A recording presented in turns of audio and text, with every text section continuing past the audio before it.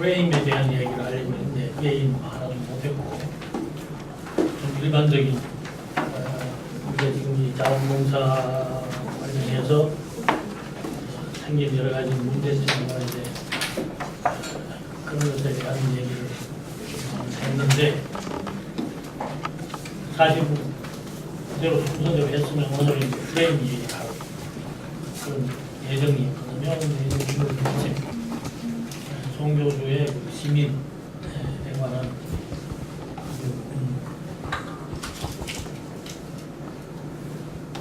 여러 가지 도움이 많이 되는 그런 강의를 들었는데 기왕에 그럴 거면은 오늘 시민사회 얘기를 좀 이어서 하는 것이 상호 보완될 수 있고 또 송 교수가 시민사회는 이제 원체 또 굉장히 광범위한 주제이기 때문에 앞에서 송 교수가 얘기한 건 그중에 아주 일부분에 불과한 그런 내용일 수 있어요. 그래서 나는 이제 지난번에 얘기했지만 거대담론, 거시적인 관점에서 이렇게 접근해가면서 앞에서 얘기한 것을 다시 이렇게 필요할 때는 되돌아보면서 그렇게 이제 주제를 끌고 가지고 생각하고 있습니다. 그래서 오늘은 우리가 시민사회와 자원봉사하고 자원봉사와 시민운동 시민사회 얘기하면서 시민운동 얘기는 안 할 수 없죠. 그래서 큰 주제가 두 가지예요. 근데 그걸 오늘 앞으로 남은 2시간 반 0시간인데 중간에 아마 쉴 시간 없을 것 같고 좀 지루하겠지만 그냥 와서 연속해서 하고 조금 일찍 끝낼 수도 있습니다. 시민사회라고 하는 것이 시민이 이제 사는 사회인데 여기 송 교수 말은 우리나라에 아직 시민사회가 제대로 있느냐 없느냐 이제 그런 질문을 상당히 근본적이면서도 심각한 질문을 던졌어요. 국민은 있는데 시민이 없다 그 얘기 아니에요. 시민이 되려면 이제 어떤 조건이 필요하냐 하는 데 대한 몇 가지 중요한 핵심적인 내용을 얘기를 해 주셨는데 나는 이제 그걸 조금 더 긴 안목에서 역사와 그 다음에는 그 배경에 있는 철학적이랄까 이런 그 사고 사상 그리고 이제 시민사회가 존재하는 모습 그 속에서 우리가 자원봉사라고 하는 운동이 위치하는 지점이 어딘가 이런 데 이제 중점을 두고 얘기를 나오려고 합니다. 시민사회 그러면은 우선 지금까지 우리가 알고 있는 거는 주로 시민 운동하는 사람들 그 사람들이 시민사회의 대표적인 사람들이라고 거의 착각을 할 정도로 이제 지난 한 30년 동안은 그게 지배적인 그런 흐름이었어요. 근데 사실 거기에는 상당한 편견이 들어가 있고 편향적인 그런 사회가 많이 개입하고 있어요. 그러니까 좀 더 이제는 정확하게 있는 그대로 역사적인 의미 그리고 지금 우리가 겪고 있는 사회의 현재 특정한 성격에 초점을 맞추었을 때 그럼 시민운동하고 시민사회는 뭐 어떻게 되느냐 그러면서 그 속에서 자원봉사라고 하는 우리가 지금 주제로 삼고 있는 그리고 우리가 활동하고 운동을 전개하고 있는 이 문제를 한번 위치시켜보자 그런 얘기를 합니다. 자 그러면 시민사회가 뭐냐 이걸 제대로 이해하려면 문명사적인 관점에서 보는 게 좋다. 문명이라는 얘기 앞으로 아마 좀 자주 들을 거예요. 문명이 뭡니까? 누가 한번 정리해 보세요. 정리하기 좀 어렵겠지만 문명 그러면 무엇의 어떤 조건이 있어야 문명사회가 그러고 아니면 문명사회가 아니다 그래요. 언어. 응? 언어가 있어요? 언어. 또 문화. 언어 없는 사회 어디 있어요? 사람 살면 다 말하고 사는데 언어는 있죠. 글로 쓴 언어가 없지 말은 있어요. 말은 인간만이 할 수 있는 아주 특별한 그 모배라고도 할 수 있고 우리가 인간이 누릴 수 있는 매우 중요한 특권이라고 할 수 있어요. 다른 어떤 생물도 언어를 가지고 있지 않기 때문에. 근데 이 언어가 있음으로 해서 인간이 문화라는 걸 가져요. 문화하고 문명하고는 똑같지 않습니다. 그 서로 연관이긴 하지만은 조금 더 정확하게 이제 규정을 하려면은 문명하고 문화는 약간 차이가 있어요. 문화는 뭐냐? 간단히 얘기하자면 첫째는 인간이 살아가는데 필요한 정보입니다. 정보를 내가 삶에 실용적으로 적용할 수 있는 지식으로 만들어주는 그러한 기능을 해줘요. 그래서 이게 무슨 말인가 하면 이걸 인지적 기능이라고 합니다. 인지적. 뭘 보고 나서 아 이건 무슨 뜻이다. 이게 나한테 어떤 의미가 있다. 이런 것을 알아차리잖아요. 알아차리는데 물론 언어가 작용을 합니다. 그런데 언어를 우리가 기호라고도 하고 심볼, 상징이라고도 하는데 이제 가령 애기한테 지금 간단 한 살 되는 애기한테 이거 그냥 갖다 줍시다. 아무것도 없는 상황에 갖다 주면 얘가 이거 갖고 뭐 하겠어요? 아마도 한 살 아래 되는 아이가 이걸 먼저 어디로 가져가겠어요? 여기부터 합니다. 이 아이에게는 지금 자기가 지금 생존하기 위해서 필요한 거는 뭔가 입에 들어가는 것밖에 모르는 거예요. 그럼 이걸 알게 하려면 이제 뭐가 필요하냐? 가르쳐줘야 될 거 아니에요. 이게 사회화를 합니다. 소셜라이즈한 사람이 사회의 성원으로 정상적으로 살아가기 위해 필요한 어떤 지식이 있고 정보가 있는데 그것을 주입을 해서 가르쳐줘야 돼요. 경험을 해서 알도록 해줘야 돼요. 그게 이제 사회화입니다. 교육인데 그걸 사회화라고 해요. 소셜리제이션이라고 해요. 근데 이거 소셜리제이션이라는 말 혹은 사회화라는 말을 또 조금 다르게 쓰는 맥락인데 그거는 잘못하면 오해하기 쉬워요. 가령 사회주의 한다, 공산주의 한다 그러면은 사유재산이 있을 게 없습니다. 사유재산을 인정을 안 합니다. 기본적으로. 그게 그 사상의 핵심이에요. 그럼 무슨 뜻이에요? 모든 것은 공공의 재산이에요. 공공이라는 것은 누가 소유합니까? 소유하는 주체가 누구예요? 사회. 본래 사회주의는 그게 사회가 소유하는데 소련 같은 공산권에서 사회주의를 잘못 적용한 겁니다. 그래서 국가가 소유한다라고 만들어버린 거예요. 그게 잘못되어 있어요. 왜냐? 국가가 소유하는 거하고 사회가 소유하는 건 뭐가 달라요? 국가가 소유하면 법을 만들어서 그걸 운영하는 사람들이 자기 마음대로 할 수 있어요. 근데 사회가 소유하면 국가가 마음대로 할 수 없어요. 사회 구성원들 우리 스스로가 결정해서 그걸 어떻게 해야 되는데 원래 마르크스가 얘기하려고 했던 것은 그런 식으로 사회가 다 소유하라 이거야. 그래서 같이 나누어서 쓰고 나누어서 생산하고 그렇게 하는 것이 아름다운 사회다라고 생각을 했는데 그 공산혁명한 사람들은 그 국가가 다 점령을 해버린 거예요. 독점을 해서는 우리가 할 테니까 너희들 따라오는 마 이렇게 된 겁니다.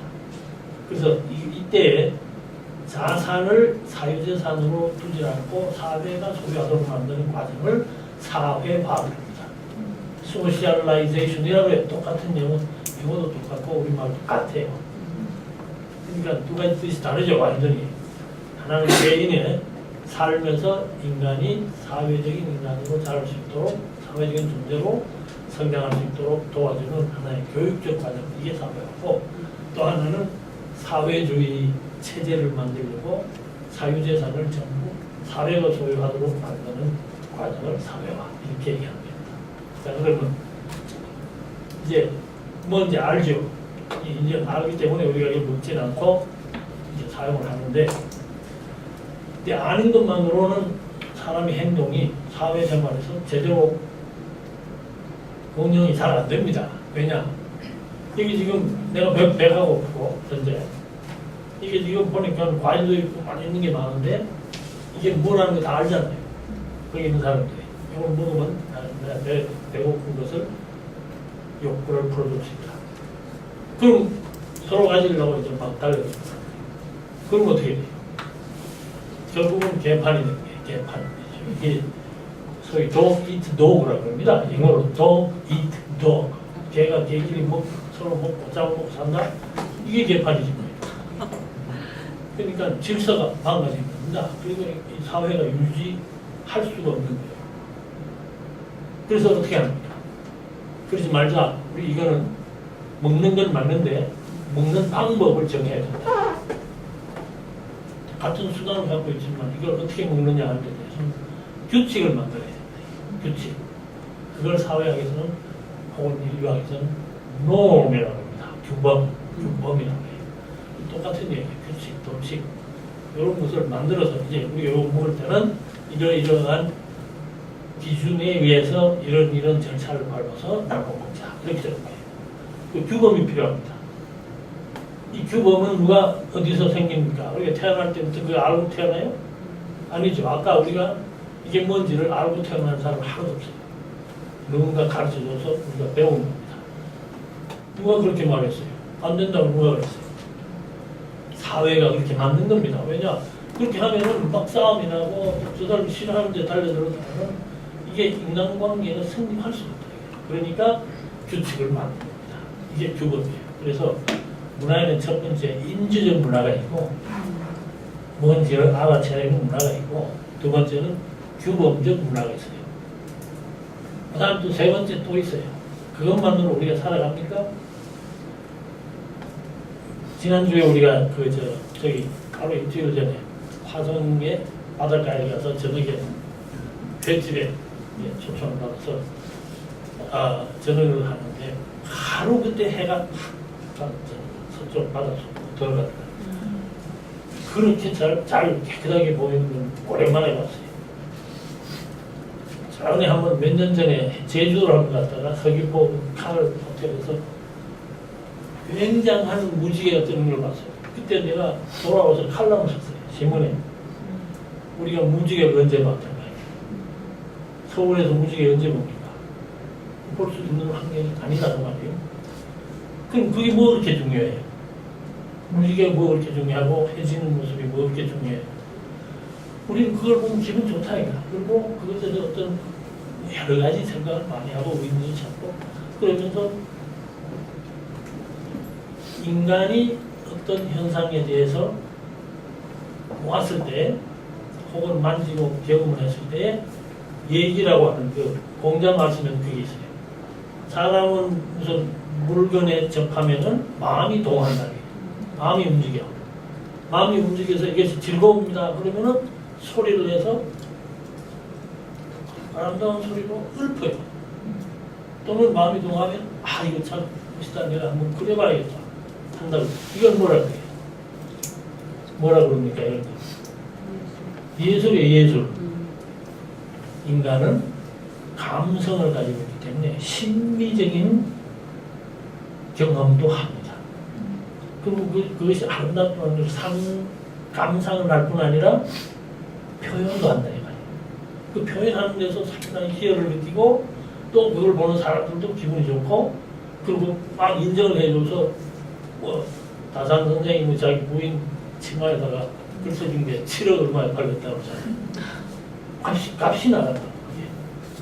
그게 중요한 거 아니에요. 그래서 세 번째는 인간은 심미적 감상과 표현이라고 하는 것도 합니다. 그래서 문화 속에는 세 가지 종류가 있어요.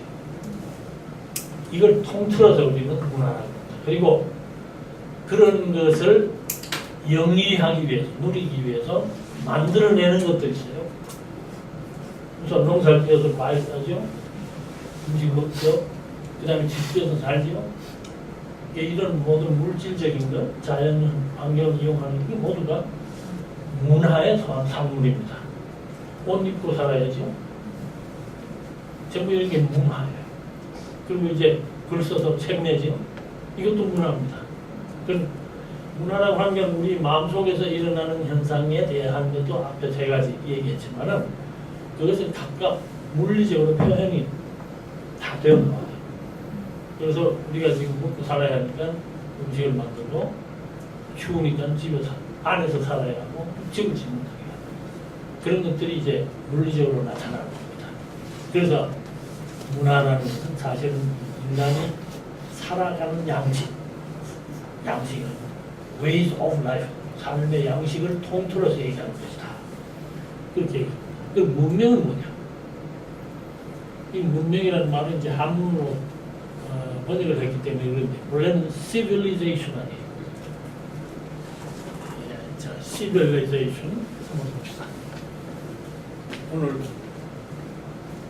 송 교수가 얘기한 내용 가운데는 불란서 사람들은 시토아양이라고 했어요. 시토아양 시민이죠, 그것도. 그 다음에 영어권으로 보면 시리즌이라고 했어요. 자, 시토아양 할 때 요거 들었죠? 그 다음에 시리즌 할 때 요거 들어갔죠?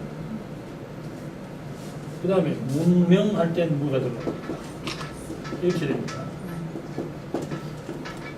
여기도 요게 들어가요. 그럼 이 시티라고 할 때 쓰는 시티 이거하고 시빌리제이션 할 때 이 CIV하고가 사실 같은 뜻이에요. 우리 같아요. 말에 라틴 말. 뭡니까? 문명인데 왜 갑자기 도시가 나와요? 문명이 생겨났다고 사람들이 규정한 것은 도시를 가진 시대의 상을 얘기하는 겁니다. 그러면 비문명과 문명이 안 돼, 문명이 제대로 되어 있지 않다고 하는 소위 말하는 미개라고 그러는데 문명에 반대는 혹은 원시, 프리미티브. 이건 어디에요? 도시가 없어. 첫째, 중요한 게 그겁니다. 도시가 없다. 그러니까 문명이 있으려면 도시가 있어야 돼. 그럼 도시는 어디서 나왔냐? 어떻게 해서 생겨났냐? 인간이 살아가는 데에는 먹고 사는 소위 생존이 필요하기 때문에 결국은 이 자연에 있는 어떤 자원을 우리가 이용해서 먹고 입고 자고 하는 활용을 하는 이제 대상이 있잖아요. 제일 처음 인간이 원시적인 삶을 할 때에 어떻게 살았어요? 제일 간단한 방법으로 자원을 얻는 게 뭡니까? 가서 또 캐, 그냥 먹으면 되는 거야. 그게 이제 게더링이라고 해요. 채취입니다. 게더링. 그리고 뭐 또 하나는 프로테인 필요하잖아요. 단백질. 단백질은 어디서 나와요? 동물질의 단백질이 많습니다. 그러면 우선 짐승도 잡아먹고 고기도, 물고기도 잡아먹고 해서 잡아요. 헌팅 앤 게더링 그럽니다. 수렵, 채취 사회. 이게 원시적인 사회의 생존의 수단이었다. 그러면 인간은 그것만 하고 지금까지 살았어요? 수백만 년 지금 살아왔어요. 아니야, 뭘 했어요? 우선 잡는 것도 맨 처음엔 맨손으로 잡았을 거 아니에요. 하다가 뭐 잡아먹기도 하고 정말 위험했을 거라. 그러니까 답답하니까 지나가는데 뭐 돌멩이 있다 와 집어 던지고 나무가지 같은 거 일부러 집어 던져서 치고 이렇게 해서 시작했어요. 이게 뭐예요? 테크닉입니다. 기술이에요, 기술. 인간은 무엇을 수단으로 해서 자연을 변화시킬 수 있는 혹은 자연을 지배하거나 정복할 수 있는 기술을 가지고 있어요. 그걸 개발한 겁니다. 그럼 이 기술이 나오려면 뭐가 필요하냐? 두 가지 이 생물학적인 조건이 필요해요. 오늘 제가 시민사회 얘기하면서 역사가 나왔는데 이게 좀 알아두고 괜찮아요. 첫째는 사람이 우리 지금같이 이렇게 되는 데는 두 가지 아주 중요한 생물학적 조건이 작용합니다. 하나는 인간의 두뇌는 그 머리의 크기에 비해서 수술한 크기에 비해서 굉장히 복합적인 구조로 되어 있어요. 그럼 만약 우리가 두뇌의 크기로만 말한다면 코끼리가 훨씬 더 우리보다 똑똑해요. 두뇌가 클 거 아니에요. 아무래도. 아니다 이 말이에요. 우리의 두뇌보다 훨씬 더 복잡해요. 이 말은 무슨 얘기냐면 아까 얘기한 것처럼 어떤 사물에 대한 의미를 파악할 수 있는 상징력이 생겨난 기본이 거기입니다. 생각할 수 있다.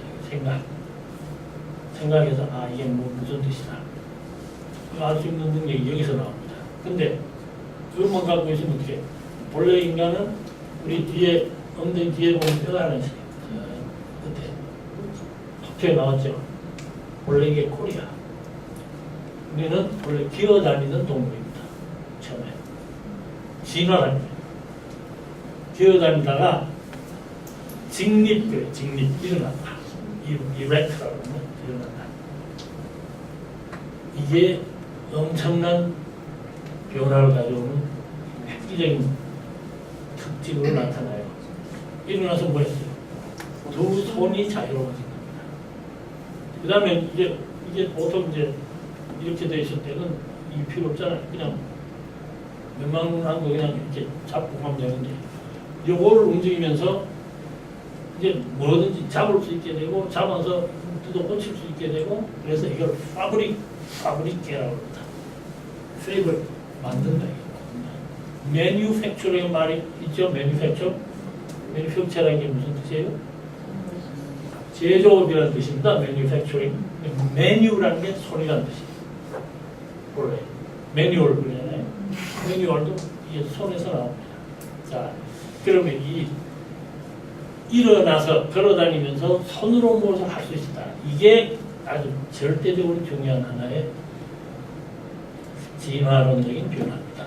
근데 그것을 우리 머리를 사용해서 이제 얼마든지 그 기술을 개발시킬 수 있는 능력이 생겼다. 이게 이제 문명을 시작하는 데서 기본적인 여건입니다. 기본적인 조건. 근데 요 손하고 머리하고 어떤 관계가 뭐냐? 그거만 얘기하고 제가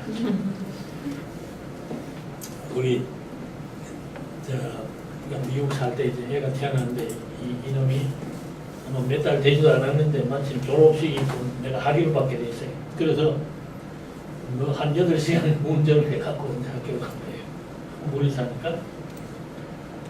근데 가서 우리 애 엄마의 지도교수 댁에 이제 초청을 받아서 갔어요.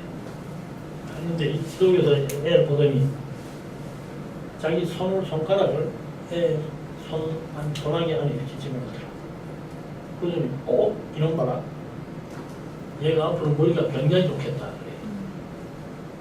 이게 뭔가 하면 장악력이 어린 애가 갓난애가 장악력이 세면은 머리가 좋다는 얘기예요. 그러니까 머리하고 손하고 그렇게 관계가 깊습니다.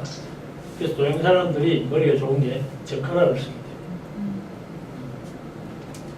자, 이 매뉴얼이라는 게 이만큼 중요한 거예요. 매뉴, 손.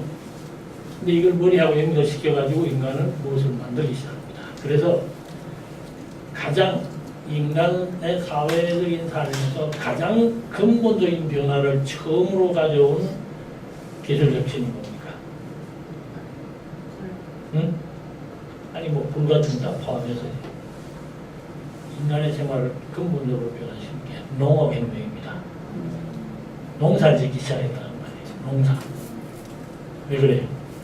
그때까지는 그냥 있는 거 걷어서 잡아서 또 마야 뭐 잉카 있죠. 중남미에서는 기르긴 길렀어요. 근데 그거는 그냥 우연히 하루 나가서 채취하다가 뭘 다 왔는데 먹고 그걸 버렸는데 거기 싹이 나니까 이거 키우면 되겠구나 해서 시작한 게 소위 원예 사회라고 합니다. 그냥 키운 거예요. 씨 뿌려서. 농업은 거기서 한 걸음 더 나갑니다. 씨를 뿌렸는데 그냥 두면 적당히 자라겠죠. 그렇지만 이건 토양도 뭐 얼마나 산화에 물이 끄고 이 품종 자체도 이제 퇴화한단 말이에요. 이거를 막기 위해서 우선 물을 줘야 돼요. 과목을 뿌리면 다 죽어버렸어요. 물 주고, 그 다음에 비료를 주고, 이것도 말이죠. 우연히 아마 그랬을 때. 우연히 심어놓고, 한 번은 우리 어머니가 생전에 계실 때 우리 집에 마당에 모과나무가 하나 있었어요. 김장 때 되면 이제 생선해가지고 집어넣잖아요. 우리 집에서는 동태를 많이 했어요. 동태. 그걸 이제 생태로 하고서는 머리 같은 거 속에서 난 내장 같은 걸 모과나무 옆에 이렇게 구멍을 파시더니 그 안에 다 넣으시더라고요. 그리고 그 다음에 모과가 50개가 달렸어요. 한꺼번에. 그러니까 이 친구들이 아마 뭔가 먹다가 버린 거 옆에 놓는데, 아, 이게 그거 안 버린 것보다 훨씬 낫다. 시비가 이게 생긴 거예요. 시비, 비료. 그 다음에 기왕이면 좀 많은 땅을 좀 가둬 보자. 그 심어보자. 근데 여기 그대로 계속 심으니까 이 땅이 좋잖아. 근데 어쩌다가 좀 이렇게 땅을 뒤집어 봤단 말이야. 그랬더니 이게 훨씬 낫다. 이게. 그럼 뭐예요? 아, 갈아엎는 게 좋겠다. 그래서 뭘 만들었어요? 쟁기라는 걸 발명한 거다. 쟁기. 이것도 사람이 막는 거거든. 자, 그래서 우선 심었고, 물을 줬고, 관계입니다. 그 다음에 비료를 줬고, 그리고 땅을 잘 보존하기 위해서 갈아엎게 해요. 그 다음에 또 있어요. 갈아엎는데 자기 혼자 하니까 힘들잖아요. 근데 어느 날 사냥하고 갔다가 뭘 한 마리 잡아왔는데, 짐승을. 이놈을 그냥 집에서 키웠단 말이에요. 새끼니까 귀여우니까 키웠더니 이놈이 별로 사납지가 않아. 그래서 덩치가 큰 놈이 됐는데 이거 갈아보니까 이건 그냥 뭐 어떻게 좀 이용해 먹을 수 있겠다 해서 쟁기에다가 묶어서 끌어보라 했다 이거야. 그랬더니 이게 힘이 훨씬 더 덜 들고 농사를 지을 수 있게 됐다. 동물 사육입니다. 동물 사육. 근데 순전히 가서 맨날 잡아먹던 것이 이제는 집에서 길러서 그걸 활용을 할 수 있게 돼요. 노동력으로도 활용하고 또 단백질의 원천으로도 식용으로도 활용하고 하는 이용이 가능해졌어요. 동물 사육. 그러면 지금 한 너댓 가지가 있죠. 요것이 농어병명의 핵심적인 내용입니다. 기술 혁신이야. 이 정도. 그럼 어떻게 되나? 그러면은 그 다음부터는 먹을 것이 넉넉해집니다. 왜냐, 우린 전에는 있는 대로 그냥 먹다가 여기 열매 다 없어지고 그 다음에 그게 쫄쫄 굶어야 하잖아요. 딴 데로 가버려요. 그래서 그동안에는 늘 돌아다니면서 노매다 돌아다니면서 자원이 있는 데에 가서 먹고 또 옮기고 이렇게 살았단 말이에요. 그러니까 그러려면은 이 집단이 커서는 안 되겠죠. 소규모로 움직였어요. 그런데 농사를 지으면 어떻게 되냐? 넉넉해졌어요. 먹을 것이. 그 다음에 돌아다닐 필요 없어. 소위 말하는 세틀먼트, 안정, 정착이 가능해졌어요. 자, 정착하고 보니까 그 다음에 뭐가 생겨요? 인구가 늘기 시작합니다. 자, 이 상황에서 인구가 늘고 잉여가 생겼다. 잉여, 자원의 잉여, 남는 게 있어요. 그런데 이걸 조금씩만 더 이제 계획을 하면 좋겠다 해서 머리 좋은 친구가 그 다음부터 농기구도 만들고 또 하나 빠졌다. 바퀴의 발명입니다. 바퀴. 그거 아주 획기적입니다. 바퀴를 딱 발명해가지고 연이 아마 뭘 끌고 가는데 뭘 그냥 이렇게 옛날에 하도 오래돼서 지금은 그게 안 나올지 모르겠는데 그 미국에서 말이죠. 원시 시대의 삶을 만화로 그래가지고 이렇게 영화 내주는 이 TV 시리즈를 내보낸 게 있습니다. 거기 보면은 이 친구들이 돌로 바퀴 만드는 네모예요, 네모. 이게 잘 굴러가지 않잖아요. 근데 둥그런 바퀴를 만들기 시작했다. 이건 훨씬 더 쉽게 뭘 운송을 할 수 있다. 움직일 수 있다. 그러니까 그러면은 자기들의 잉여를 딴 데로 옮겨서 자기들한테 없는 것하고 물물 교환도 가능해졌어요. 그럼 자원이 훨씬 더 풍부해지죠. 자, 이런 변혁이 일어나면서 무엇이 생겨나느냐 하면은 이제는 농사에만 열중하지 않는 다른 일을 할 수 있는 사람들이 생겨났어요. 비농업 전문직이 생겨납니다. 기계 만드는 사람, 이 싣고 다니면서 장사하는 사람 이런 게 생기잖아요. 그래서 여기서부터 우리가 무슨 개념이 나오느냐 하면 이건 아주 자본주의에서 핵심 개념입니다. Division of Labor. 뭐예요? 분업이에요. 오케이, 우리는 농사만 짓니까 너는 농기구만 만들어라, 너는 집만 지어라, 너는 다니면서 장사만 해라 이렇게 됩니다. 거기에다가 원래 원시 시대부터 다툼이 늘 있었어요. 서로 뺏어먹으려고 하고 자본이 부족할 때는 그 다투는 거를 이제 모사도를 하거나 아니면 딴 데서 싸우러 오면 우리가 막아를 하거나 하는데 필요한 어떤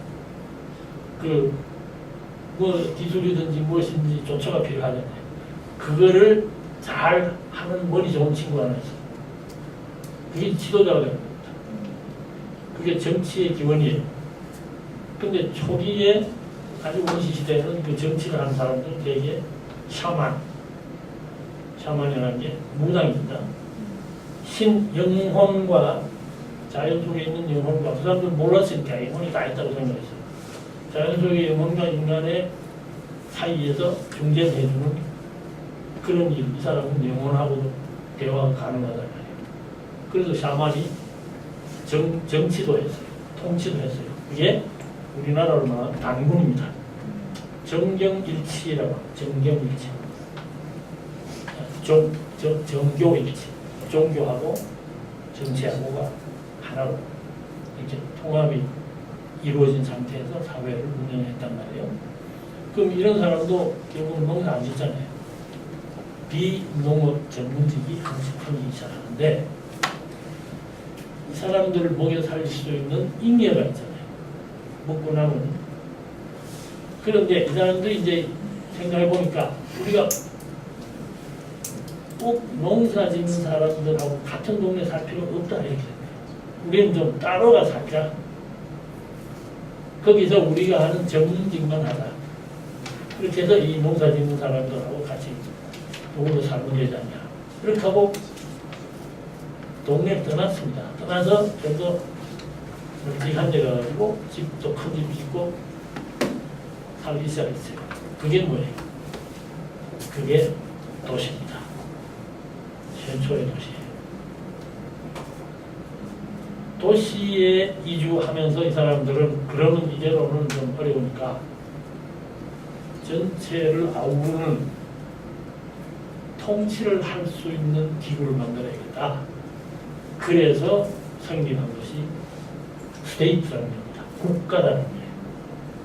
국가가 거기서 나옵니다.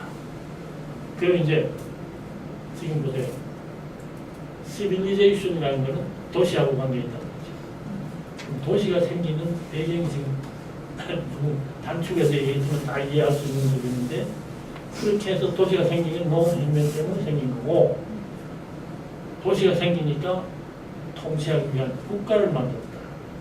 그래서 문명이라는 것은 도시와 국가가 생겼을 때의 문명이라고 하는 것이 비로소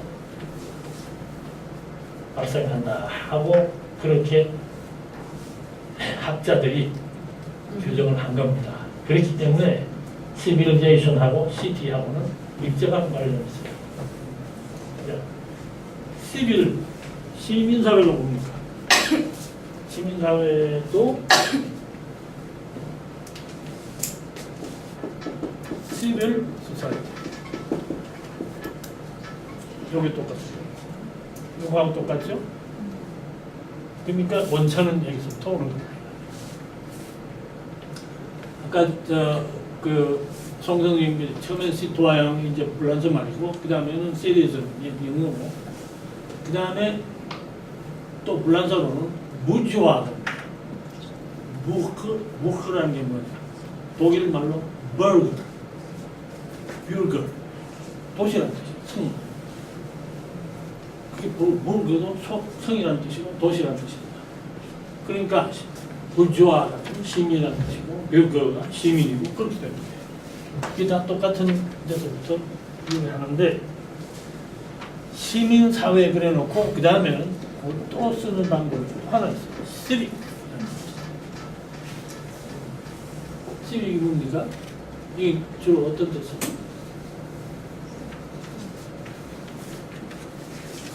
시민적인 생활을 하는 사회의 맥락에 있는 정치로 넘어가요.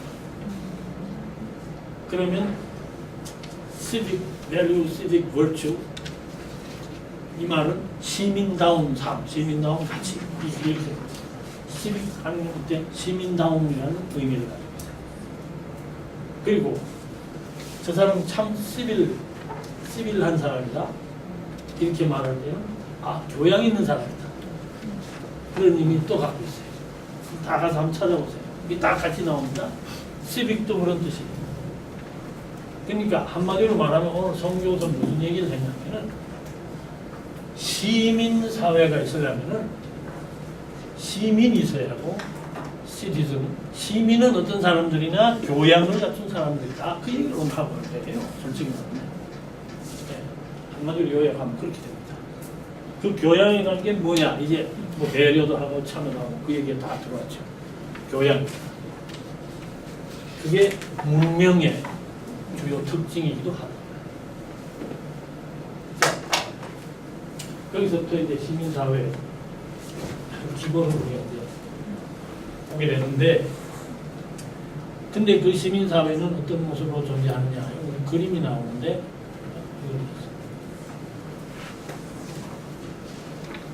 앞에 뭐 설명이 나중에 다시 할게요.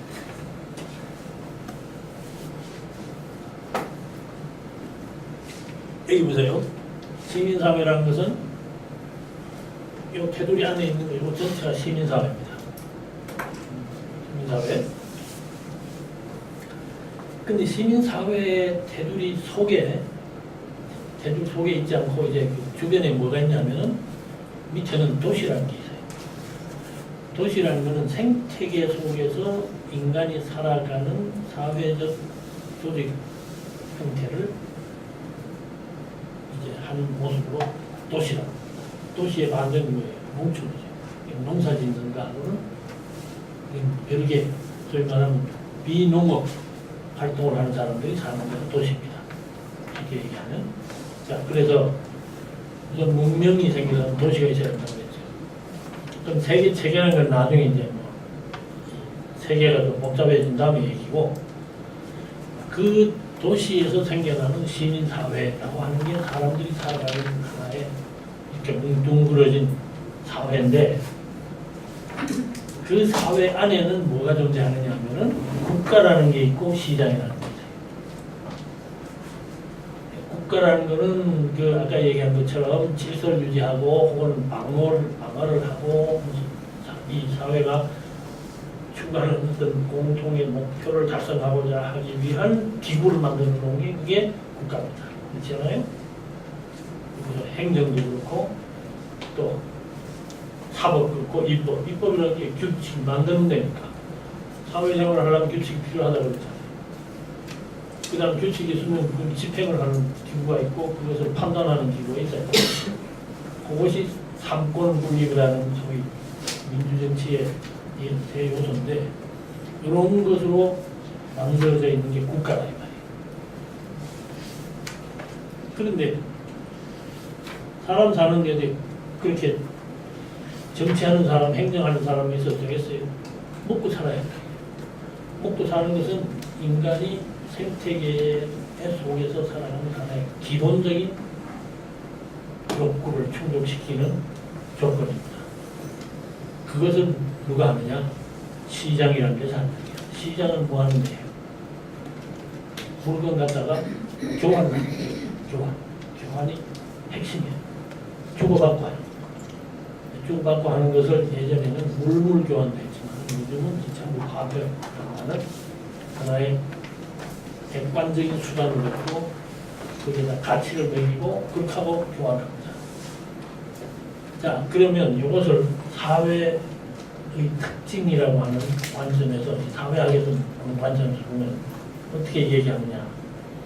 이 말은 이제 칼 막스나 공산주의 한 사람들이 만든 개념이긴 하지만은 이게 보면은 하부 구조가 있고 상부 구조가 있어요. 이게 왜 국가가 위에가 있고 시장이 아래가 있냐? 그거는 설명이 여러 가지가 있을 수 있지만은 일단은 이제 말한 것처럼 시장은 우리 기본적으로 먹고 사는 문제를 해결하는 거기 때문에 생태계 속의 인간의 생존 기초입니다. 그래서 밑에 있어요. 깔고 앉아 있는 우리가. 그런데 정치는 뭐 이거는 좀 추상적인 거 아니에요. 그렇죠? 그 자체가 뭐 먹고 살게 하는데 구체적으로 도와주는 그런 공무는 아니다 이 말이에요. 그래서 이건 하부고 이건 상부 구조입니다. 그리고 마르크스의 이론에 의하면 이 하부 구조, 즉 경제 구조의 그 구조 속에 계급 혹은 사람들 간의 관계, 이것이 상부 구조를 결정한다고 했어요. 그러니까 이 구조가 노예 사회 경제 구조냐, 아니면 공무원 경제 구조냐, 아니면 자본과 노동의 그 구조냐, 이렇게 그 하부 구조의 성격에 따라서 정치 구조가 달라진다. 그것을 좀 설명하자면 이렇게 우선 하부 구조에는 분업이 있어요. 아까 이제 얘기한 것처럼 분업이 있는 사람들이 서로 다른 일을 하면서 먹고 살아요. 그럼 시장이 필요한 건 그것이 교환이 거기서 일어나기 때문에 가능하죠. 자, 이 분업을 하다 보면은 사람들 사이에 불평등이 생겨요. 좀 더 돈 많이 벌고 좀 더 교환 가치가 있는 걸 가진 사람도 있고 안 그런 사람도 있다. 이 불평등.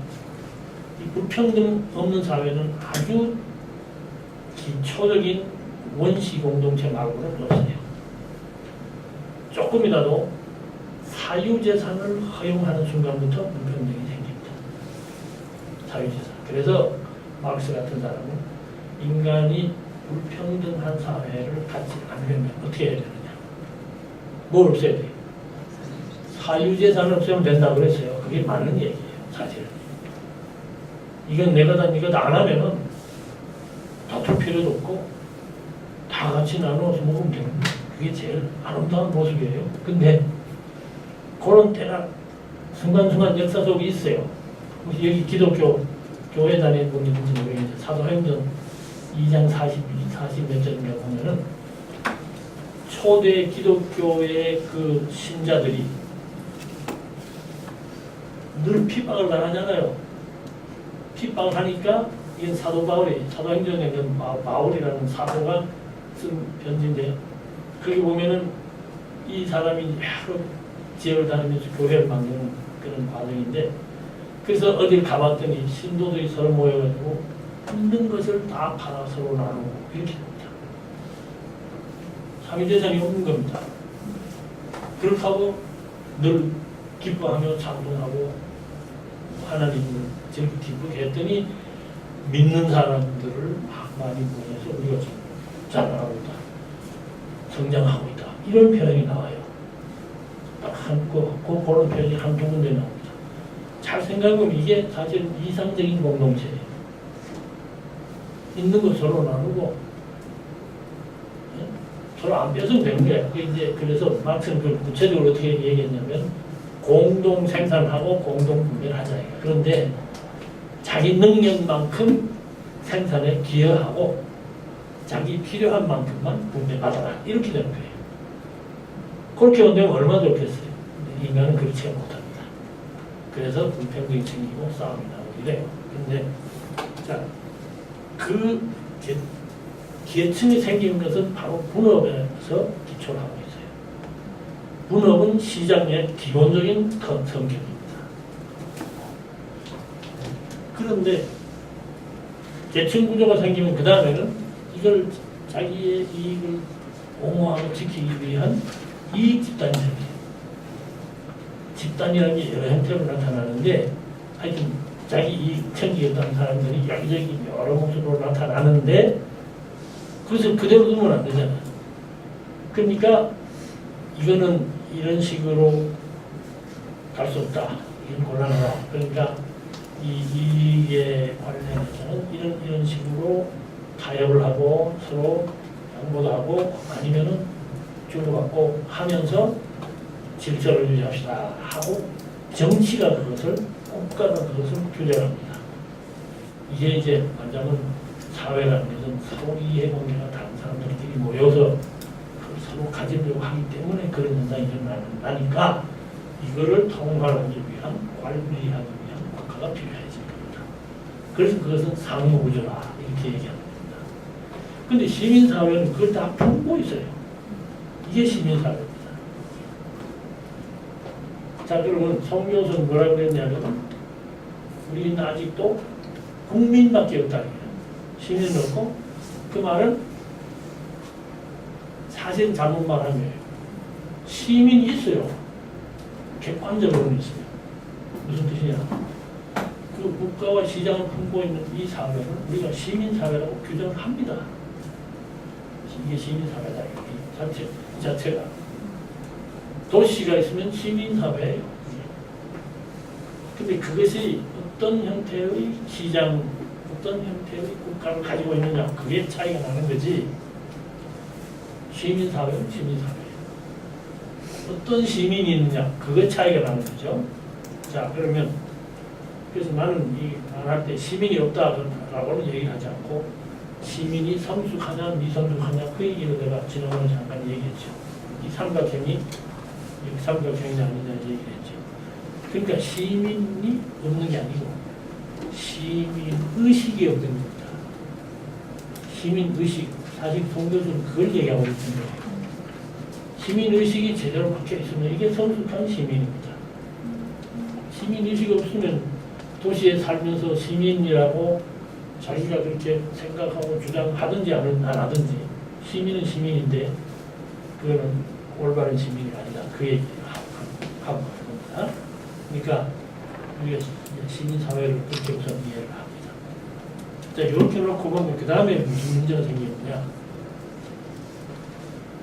시민은 그러면 국가하고는 어떤 관계 속에 있고 시장하고는 어떤 관계를 지니면서 어떤 관계 속에서 살아가느냐. 자, 그래서 이제 여기 보면은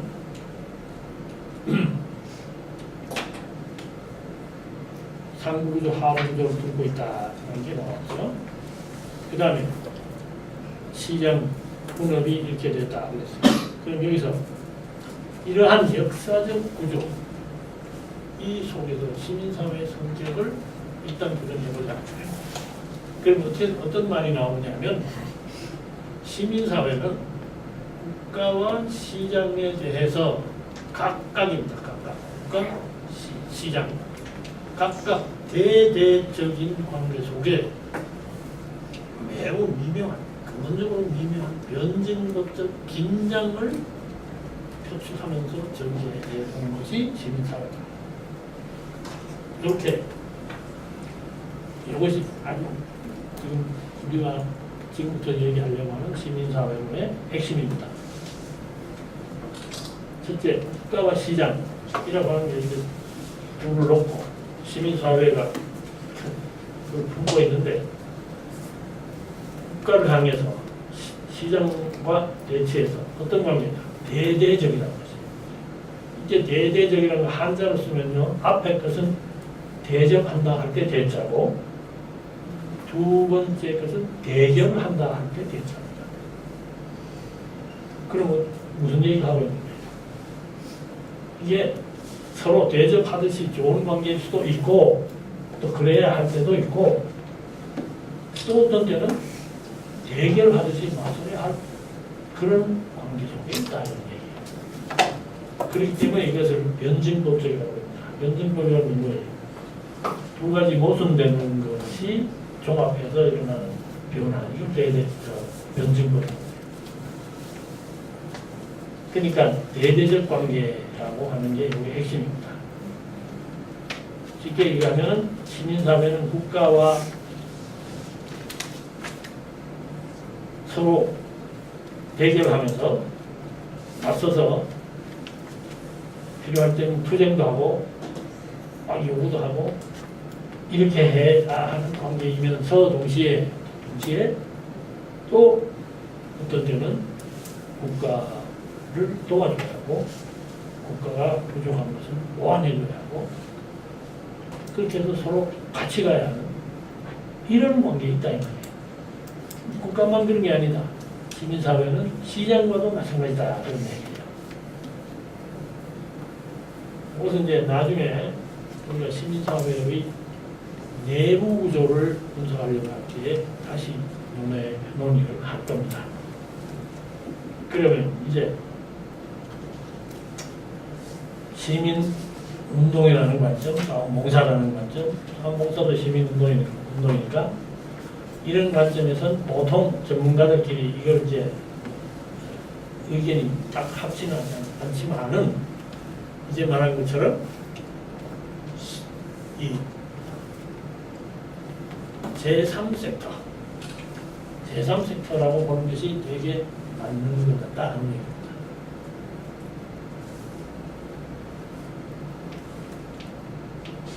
왜 그러냐? 인간은 사회생활을 하면서 사회를 유지하기 위해서는 시장이 필요해요.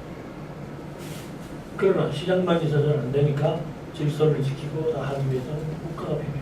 이 두 기능을 가진 제도적인 틀이 있는데 그 두 개하고 시민사회는 항상 대대적인 관계 속에 존재하는 제3의 섹터다. 제3의 부분이다. 이렇게 이해를 하면 훨씬 더 이 시민운동이나 자원봉사운동이나 시민사회와 국가의 관계나 이런 것을 이해하는데 도움이 된다. 이런 얘기입니다. 그리고 또 한 가지 흥미로운 것은 실제로 시민사회라고 하는 그런 모습을 띄었던 사회는 고대 사회도 있었어요. 예컨대 그리스 같은데 또는 로마 이런 도시 국가에서는 그 자체가 시민사회였어요. 그리고 자기 자신도 시민이라고 그랬어요. 그런 시대의 시민사회하고 그 다음에는 몽건 시대에 와서 도시를 있거든 거기도.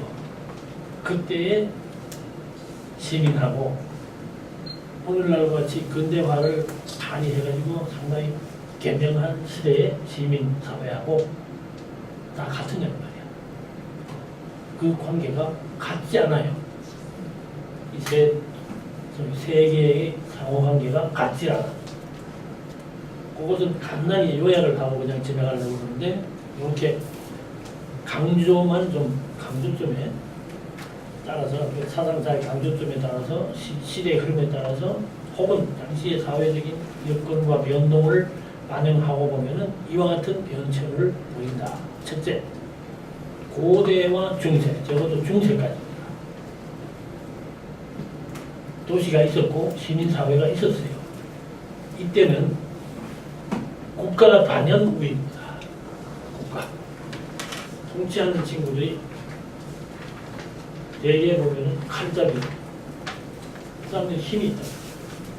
힘이 있으니까 일반 시민들에게 상당한 위력을 가지고 권위를 가지고 권력을 휘두를 수 있는 그러한 위치에 있었고 상인들이 있었어요. 그래서 시장이 움직이니까 사람들이 먹고 사는데 그 시장에서 활동하는 그런 사람들, 소위 말하는 그 하나의 섹터죠. 이 시장 섹터의 사람들은 그 국가의 칼잡이들한테 꼼짝도 못했어요. 돈만 버는데 관심을 가져야지 딴 생각했다가 큰일 나요. 그리고 돈 버는데도 국가가 하는 대로 해야지 딴짓 했다가 큰일 난다. 그러니까 국가 우위에 시장 종속 그리고 일반 시민도 국가의 반하는 짓을 하기는 대단히 어려운 일종의 종속적인 관계의 틀, 이 속에서 중세까지 시민사회가 존속했다. 이렇게 이해를 하면 간단합니다. 아니 뭐 시대와 사회에 따라 조금씩의 변형은 있지만 기본적으로 그런 관계예요. 자, 그 다음에 이제 중세라고 하는 이게 지금 서양 얘기입니다. 동양은 또 달라요. 서방 세계의 근대화가 심합니다. 대개 한 16세기 초, 1500년대 르네상스 시대, 종교개혁 시대. 1492년에 콜럼부스가 미대를 발견하던 시대, 그때입니다. 이때는 역시 국가가 우위에 있었고, 다만 근대화라고 하는 것이 일종의 새로운 시장을 만들어가는 경제 변혁을 동반하고 있었어요. 보세요.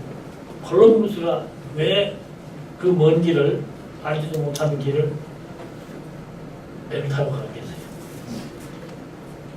그게 카타리나인가 뭐 하는 여왕이 있었고, 이 여왕이 너 가서 인도나 뭐 이렇게 이제 우리가 아는 데는 인도 아니면 중국인데 가가지고 금은 아니면 더 좋은 거 있으면 좀 갖고 와라 이렇게 그 경제를 좀 공시켜야 되겠고, 우리 왕실의 부를 재정을 좀 확충해야 되겠다. 그렇게 해서 투자를 한 겁니다. 그래서 배도 사주고 그 선원들 비용도 주고 이렇게 해서 보낸 거예요. 근데 갔더니 엉뚱한데 인도는 안 가고 생전 처음 가본 데를 갔다 이 말이야.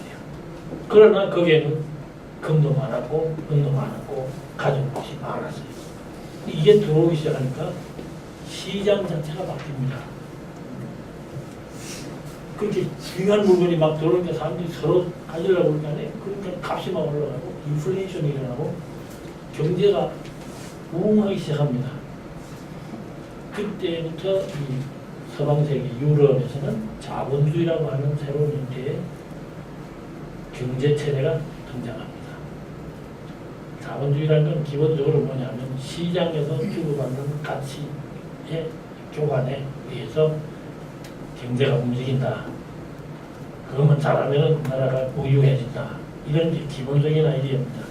이게 이제 자꾸 변하면서 조금씩 이론이 바뀌긴 하지만 기본적인 이론은 그거예요. 시장. 자, 근데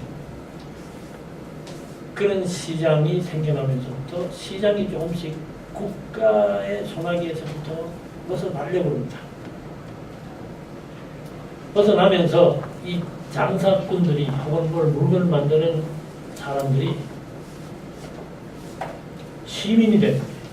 시민 자격을 얻기 시작하는데 이때부터 진짜 시민사회가 시민사회다운 모습으로 가기 위한 발돋움을 시작합니다. 이 얘기는 조금 설명이 필요한데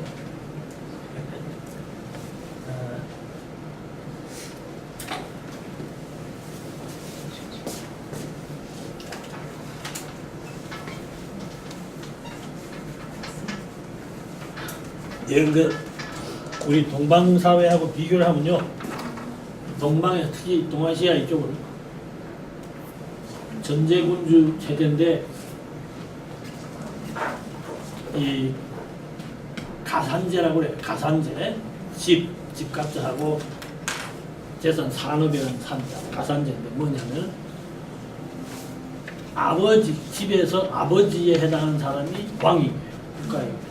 그러니까 국가는 하나의 가족처럼 돼 있고, 그리고 아버지는 여기서는 아주 권위적인 아버지입니다. 원래 가부장이라고 합니다. 그 피트리아크는 가부장이면 아버지가 최고, 모든 것을 다 관할하고 모든 것을 소유주고 이렇게 되는 거예요. 그게 국가로 딱 넘어가서 국가의 통치자가 아버지처럼 다 모든 것을 소유하는 이런 체제에 있었기 때문에 시장이 뭐 제멋대로 못합니다. 장사 자기 마음대로 못해요. 광산 캐는 것도 자기 마음대로 못해요. 거기는 시민이 없어요. 우리 저 한글 가끔 참 묘한 데가 있어요. 여기 시민 안에 우리가 지금 얘기하고 시민인데 여기에 받침 하나 딱 붙이면 뭐가 돼? 이건 완전히 시민하고 정반대. 국민도 아니야. 신민이야. 신하. 폐하 이겁니다. 이렇게 신민으로 살았어. 동방세계는 그랬어요. 19세기까지. 그러니까 시민사회라는 게 없죠. 도시는 있지만은 시민사회는 뭐 거의 존재 안 하다시피 하는 종속소의 관계 속에 그대로. 근데 서양에서는 이 친구들이 근대화를 시작했단 말이에요. 그 근대화의 한 대목이 뭐냐면은 가령 이제 이렇게 생긴 성곽 있잖아요, 성곽.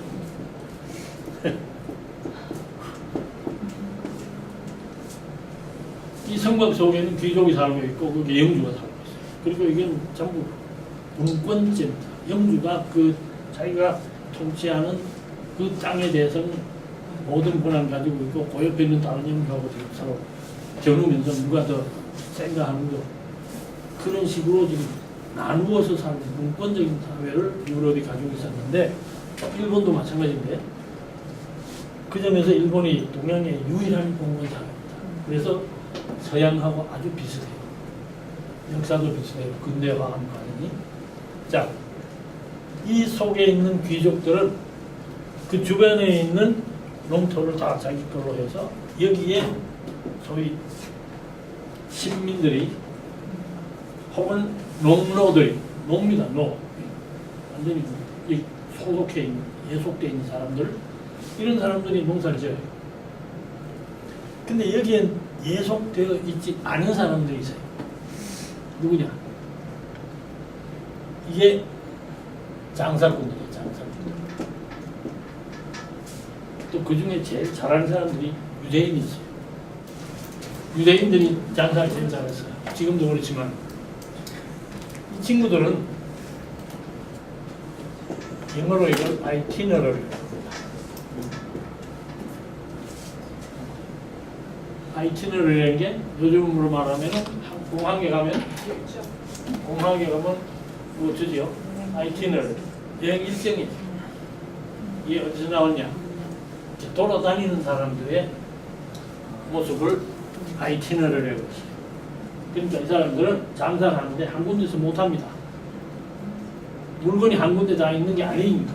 왜냐하면 이 장원에는 그냥 농사만 짓는 데고 실제로 물건 필요한 거 사치스러운 옷부터 농사 짓는 데 필요한 농기구 등등 무기까지 만드는 사람들이 따로 있어요. 장사꾼들은 이거 만드는 사람들을 찾아다닙니다. 그러니까 돌아다니면서 그렇게 투자를 합니다. 해놓고 한 바퀴 빙 돌아와요.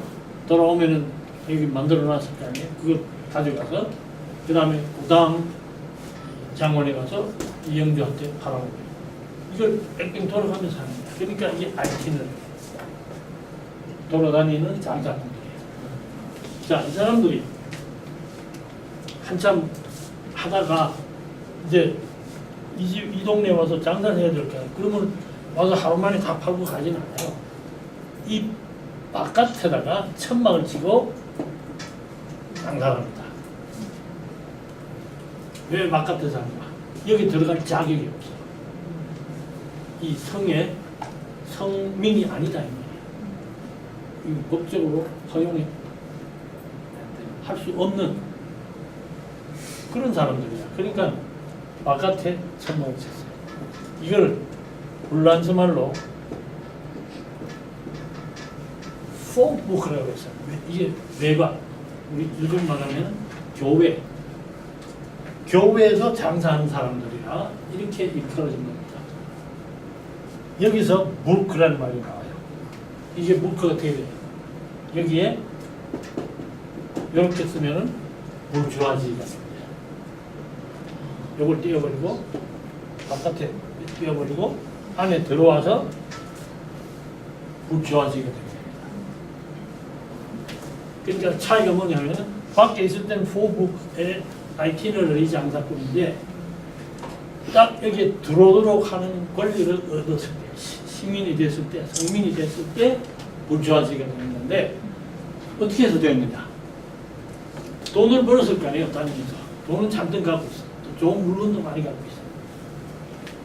이 성주들한테는 꼼짝을 못 하는데 한 가지 유리한 조건이 있어요. 성주가 필요한 뭐 사치품도 있어야 되고 무기도 있어야 되고. 근데 돈을 내시오 이렇게 되는 게 돈이 있어야지. 이 사람들은 뭐만 있어요? 농토만 있어요. 그럼 농사를 지어서 그걸 팔아서 돈이 생긴단 말이에요. 근데 그 돈이 귀할 때가 있잖아요. 급할 때. 그때 누구한테 가요? 바로 돈 가진 놈들, 이 친구들한테 가야 돼. 그래서 돈 좀 내놔. 그래요? 그러면 조건이 있습니다. 농토를 얼마를 주시오. 우선 처음엔 그렇게 합니다. 그래서 이제 토지 소유자가 되고, 그 다음에는 토지 소유라는 게 뭐예요? 정착할 수 있는 기반이 됩니다. 그 다음에 조금 더 시간이 흐르고 더 많은 자산을 축적을 하면 그 다음 시작합니다. 미안하지만 우리도 이제 좀 여기 들어와서 살고 싶은데 어떻습니까? 그 뭐 영주할 수 있어요. 돈을 많이 꾸었는데 그리고 앞으로도 캐시 현금이 많이 필요한데 좋다는 것도 뭐라. 그래서 시민권을 얻는 절차가 거기서 시작합니다. 이때부터 부르주아지 시민이라는 개념이 나와요. 알겠어요? 그러니까 봉건 사회가 지금 무너지는 과정, 근대화 과정에서 이미 시민이라고 하는 개념이 생기기 시작하니까 시민 사회가 이제 조금씩 무너지기 시작합니다. 바로 그 얘기를 지금 하고 있는 거죠. 저희 이행기입니다. 근대화가 지금 진행하는 초기에. 자, 시장 돈 번 친구들이 이제 힘이 생겼고, 그래서 독립적인 지위를 얻게 되고, 그러니까 그 사람들을 중심으로 하는 시민들의 사회가 이제 조금씩 눈을 뜨기 시작합니다. 그리고 근대화가 이루어진 뒤는 어떻게 되느냐? 특히 자본주의적 근대화의 결과는 국가는 물론 아직도 상당한 힘을 발휘하지만은 시장하고 이제 대등한 위치에 가 있다가 요즘은 시장이 더 우위에 가 있을 수도 있는 위치가 있어요. 그러니까 벌써 국가의 위치가 상대적으로 위축하고 있습니다. 그렇다고 해서 뭐 이건이나 말이야 정몽구가 뭐 당신 오해하고 이렇게 할 수 없지만은 그만한 상대적 위치에 위상의 변화가 생깁니다. 시장 우위입니다. 그리고 시민사회도 이제는 무너뜨기 시작을 하는 거예요. 서방 세계 근대화 이후는 시민사회가 이제 그 사회를 운영하는 기초가 됩니다. 그러니까 이제 송교서 얘기한 그 미국이 그 프랑스에 20몇 살짜리 귀족이 와가지고 왜 그렇게 놀랐느냐? 여기는 귀족이 없거든. 처음 시작할 때부터 시민밖에 없었어요. 종교 탄압을 피해서 이민을 온 사람들이니까 귀족을 따라 얻고 오지는 않았다. 귀족은 뭐 때문에 가요? 자기들 지금 누리고 있는 것만 해도 충분한데 뭐 그 어려운 바다 건너 세운 땅에서 개척하고 필요 없잖아요. 그러니까 안 움직여요. 귀족 많은 중산층 이하 사람들이 온 거예요. 그러면 이 사람들은 거기 와서 나는 귀족이다 할 필요 없잖아. 우리끼리 잘해봅시다. 이렇게 됩니다.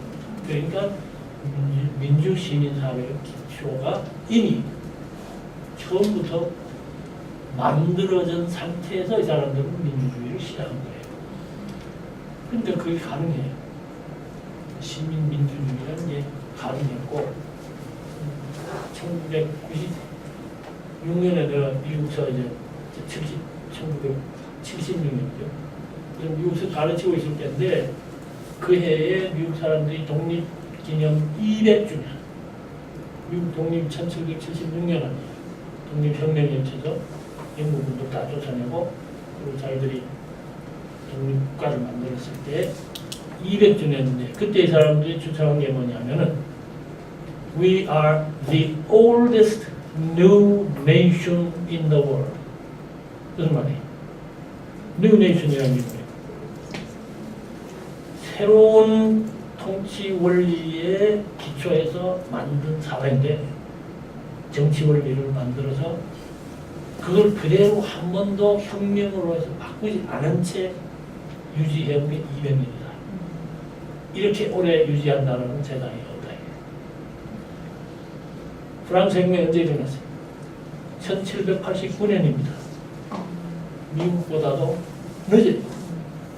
그리고 그걸로 다 끝났어요? 아니죠. 다시 나폴레옹이 지가 황제가 돼가지고 또 수십 년 간다. 엎치락뒤치락. 영국이 아무리 민주주의를 1600년대에 뭐 마그나 칼타 해서 시민 민주주의의 시초를 닦았다 하지만 귀족 사회입니다. 아직도 귀족 사회예요. 그러니까 완전한 시민 민주주의 사회가 아니다 이 말이야. 엄격하게 말하면. 그 다음에 나머지 유럽 사회들은 벌써 이제 뒤에 다 민주사회가 됩니다.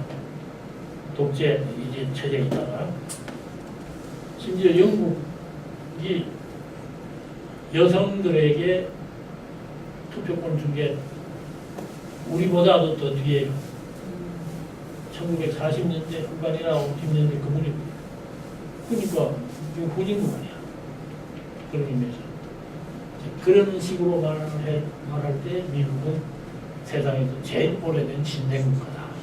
이걸 자랑스럽게 얘기할 수 있단 말이에요. 그런 데서 우리가 시민사회의 어떤 힌트를 얻어야 합니다. 시민사회는 그냥 생긴 게 아니에요. 역사가 있어요. 역사가. 자, 이제는 정보통신기술 혁명이 일어나가지고 이제 전지구화, 글로벌레이제이션이라는 변화가 일어났는데 이렇게 되면 어떻게 되느냐? 국가의 힘이 상당히 많이 빠집니다. 이제는 삼성이다 뭐 현대다 저기 다 뭐예요? 멀티내셔널이에요. 다국적 기업이라고 저게. 거의 50% 넘지 않도록 외국인 주식이 들어와 있어요. 왜? 투자가 필요하니까 외국에 돈 많은 금융기관으로부터 혹은 회사로부터 투자를 받아요. 그럼 그 사람은 주주가 됩니다. 그러면 이 사람도 이 회사의 주인이야. 근데 그게 지금 큰 기업체들은 다 그렇게 돼 있어요. 그러니까 이거는 우리나라 법만으로는 어떻게 할 수 없는 측면 그대로 있다. 이런 거예요. 왜냐하면 외국 주식이 들어와 있는데 그 우리나라가 이래서 알 수 없는 그런 상황이 이렇게 해서 전 지구화가 국가의 위상을 좀 위축시키고 시장이 이제 점점 더 훨씬 더 힘이 커진 겁니다. 그래서 어떤 사건이 일어났느냐 기억하시겠지만은 1997년에는 이 동남아에서 일어나는 그 달러 문제가 우리나라의 달러 그 외환 보유고에 타격을 줬기 때문에 우리가 그냥 완전히 경제가 무너졌다는 것을 IMF라고 하는 아무런 실체가 없는 국제기관한테 돈을 빌려가지고 회사들 그냥 막 문 닫게 하고 은행 문 닫게 하고 사람들 쫓아내고 이걸 생전에 안 하던 짓을 그때 다 했어요. 그때부터 우리나라에 실업이라고 하는 일이 굉장히 심각한 문제가 됩니다. 그리고 그때부터 가족 공개 현상이 일어나요. 뭐 간단히 얘기하자면 나중에 다시 하겠지만 IMF에서 이 주인이 가장이 실직을 했어. 처음에 이제 시집을 좀 따고 맨날 양복 걸쳐 입고 나가지. 근데 나중에 얼마 가니까 봉투가 없어. 아니면 계좌에 안 들어와요.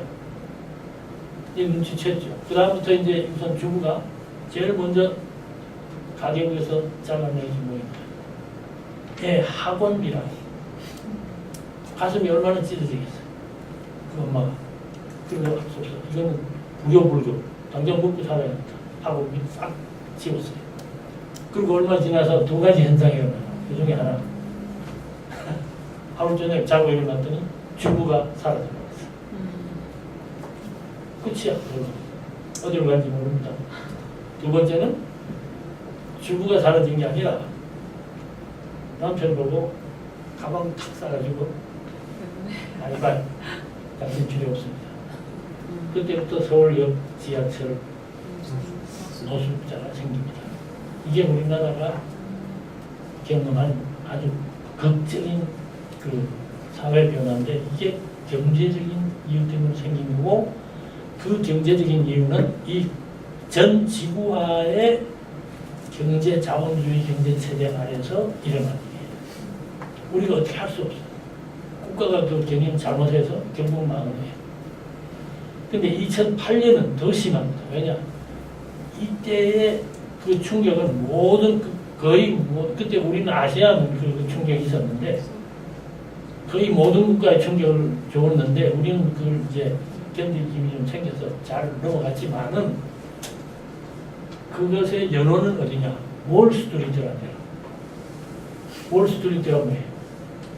여기서 주식 가지고 돈 주물러내요.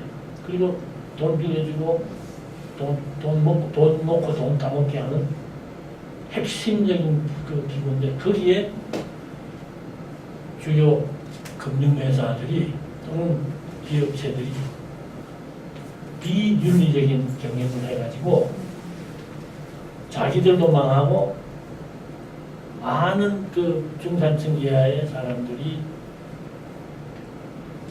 갚을 능력도 없는 모기지 집 대출을 받아서 빚만 지고 집 하나 가졌다고 좋아했는데 나중에 보니까 갚을 능력이 없어졌대요. 그러니까 전부 그게 무효가 된 무효. 이런 그 엄청난 결과를 가져왔는데 이게 전 세계에 영향을 미치는데 이게 어디서 나왔냐? 뉴욕시티에 있는 월스트리트라고 하는 동네에서 경영하는 사람들이 조금씩 실수하거나 아니면 나쁜 짓을 해서 생겨난 거예요. 이게 지금 누구의 손에도 없어요. 국가가 어떻게 할 수도 없고 유엔이 어떻게 할 수도 없고 그런 현상이 지금 일어나고 있는 겁니다. 그러니까 이것은 시장 지배라도 상당히 위험한 그런 상황이 일부 벌어지고 있는데 이때 시민사회는 어떻게 하느냐 결국은 견뎌내야 되기 때문에 지금 다른 나라도 뭐 좀 어렵긴 하지만 특히 우리나라 같이 취약한 사회에서는 이게 상당히 심각한 과도기라고 볼 수가 있어요. 그래서 시민사회라는 게 이처럼 우선 역사가 있어요. 생긴 기원에 문명사적인 기원이 있고 그 다음에는 시대의 흐름에 따라서 그 시민사회의 위상에 이런저런 변천이 일어나고 있다. 이렇게 이해를 우선 하셔야 오늘 아무리 저 정도 해야겠다. 저 팀에서 저녁을 같이 먹어야 된다고 그러는데 또 뭐 빠질수록 여기까지 와가지고 그래도 막 울긴 모를까? 그럼 오늘 양해하시고